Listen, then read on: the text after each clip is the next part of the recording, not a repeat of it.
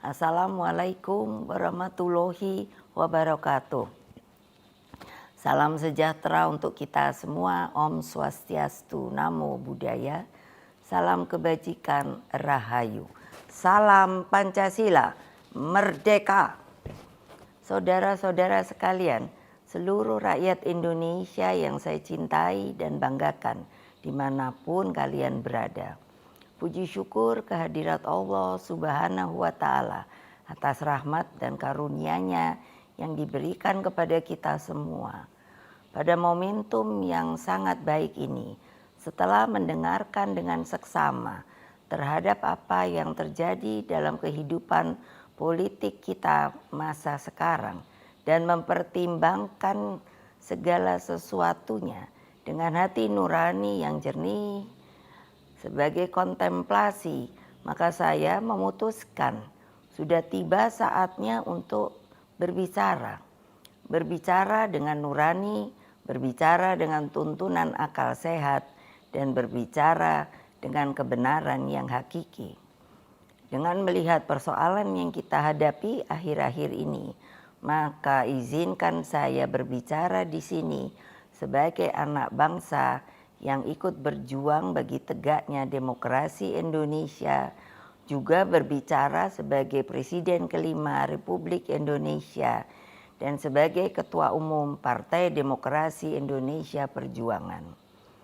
Saudara-saudara sekalian, keputusan Majelis Kehormatan Mahkamah Konstitusi telah memberikan cahaya terang di tengah kegelapan demokrasi.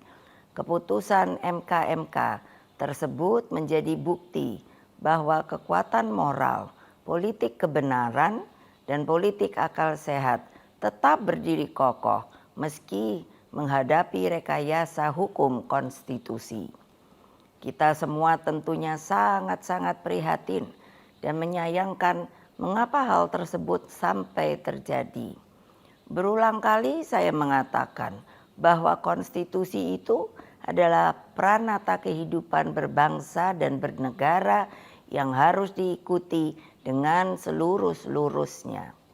Konstitusi tidak hanya ditaati sebagai sebuah hukum dasar tertulis, namun konstitusi itu harus memiliki roh yang mewakili kehendak, tekad, dan cita-cita tentang bagaimana bangunan tata pemerintahan negara disusun dan dikelola dengan sebaik-baiknya, seperti yang dicita-citakan oleh para pendiri bangsa. Apa yang terjadi saat ini mengingatkan saya ketika sebagai Presiden Republik Indonesia saat itu diperintahkan melalui perubahan ketiga Undang-Undang Dasar 1945 yang diatur dalam pasal 7B, pasal 24 ayat 2 dan pasal 24C tentang dibentuknya Mahkamah Konstitusi. Dari namanya saja, Mahkamah Konstitusi ini seharusnya sangat-sangat berwibawa, memiliki tugas yang sangat berat dan penting guna mewakili seluruh rakyat Indonesia di dalam mengawal konstitusi demokrasi. Dengan perannya yang begitu penting, saya sangat serius menggarap pembentukannya. Saya sebagai Presiden didampingi oleh Menteri Sekretaris Negara mencarikan sendiri gedungnya, dan saya putuskan berada di dekat istana, yaitu suatu tempat yang sangat strategis yang disebut sebagai Ring 1, sehingga Mahkamah Konstitusi tersebut harus bermanfaat bukan bagi perorangan, tapi bagi rakyat, bangsa, dan negara. Saya ingat waktu itu, Ketua MK yang pertama adalah Pak Jimli Asidiki, dan saya sangat berterima kasih atas segala konsistensinya selama ini. Saudara-saudara sekalian, seluruh rakyat Indonesia yang saya cintai dan banggakan, dengan seluruh suasana kebatinan terkait pembentukan MK ini, apa yang menjadi kehendak rakyat melalui reformasi adalah suatu perlawanan terhadap watak dan kultur pemerintahan yang pada waktu itu memang sangat otoriter. Dalam kultur otoriter dan sangat sentralistik ini lahirlah nepotisme, kolusi, dan korupsi. Praktek kekuasaan yang seperti inilah yang mendorong lahirnya reformasi. Semangat reformasi yang berkobar-kobar itu menggerakkan rakyat hingga masuklah zaman demokrasi. Bukan sebuah proses yang mudah, bukan yang indah, karena pada waktu itu sampai saat ini kita masih seharusnya mengenang dengan perasaan hati yang begitu sedih atas pengorbanan rakyat dan mahasiswa melalui peristiwa Kuda Tuli, peristiwa Trisakti, peristiwa Semanggi, hingga berbagai peristiwa penculikan para aktivis, bagian dari rakyat, dan lain-lain. Mereka banyak saksi-saksi hidup yang sampai hari ini berdiam diri. Semua menjadi wajah gelap demokrasi. Praktek kekuasaan yang otoriter itulah yang telah kita koreksi. Maka melalui reformasi janganlah lupa lahirlah demokratisasi melalui pelaksanaan pemilu presiden dan wakil presiden secara langsung dan terbatas, serta undang-undang tentang pemerintahan yang bebas dari nepotisme, kolusi, dan korupsi. Apa yang terjadi di Mahkamah Konstitusi akhir-akhir ini telah menyadarkan kita semua bahwa berbagai manipulasi hukum kembali terjadi. Itu semua akibat praktek kekuasaan yang telah mengabaikan kebenaran hakiki politik atas dasar nurani.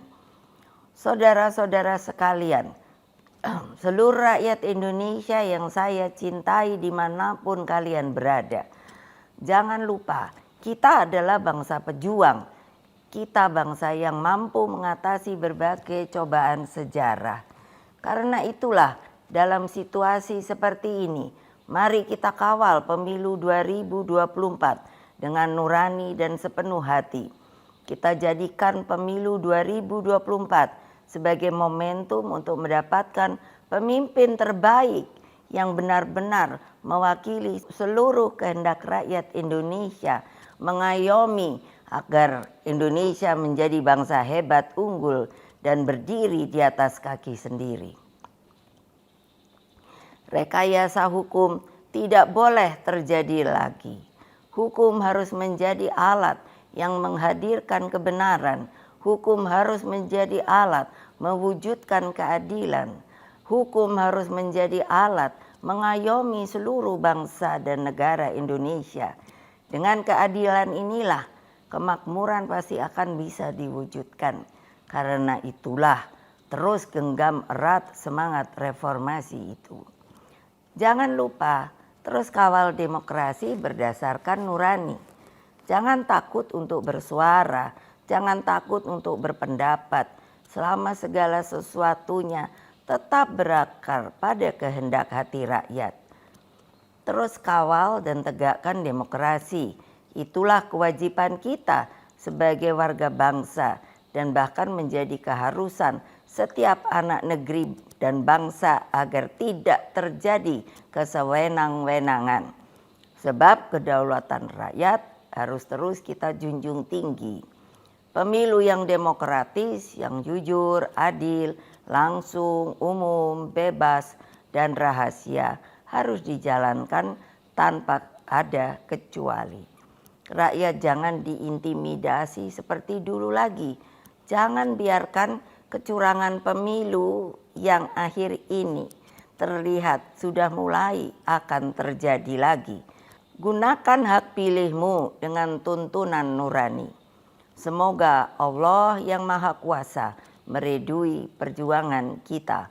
Merdeka, merdeka, merdeka. Terima kasih. Wassalamualaikum warahmatullahi wabarakatuh. Om Santi, Santi, Santi Om Rahayu.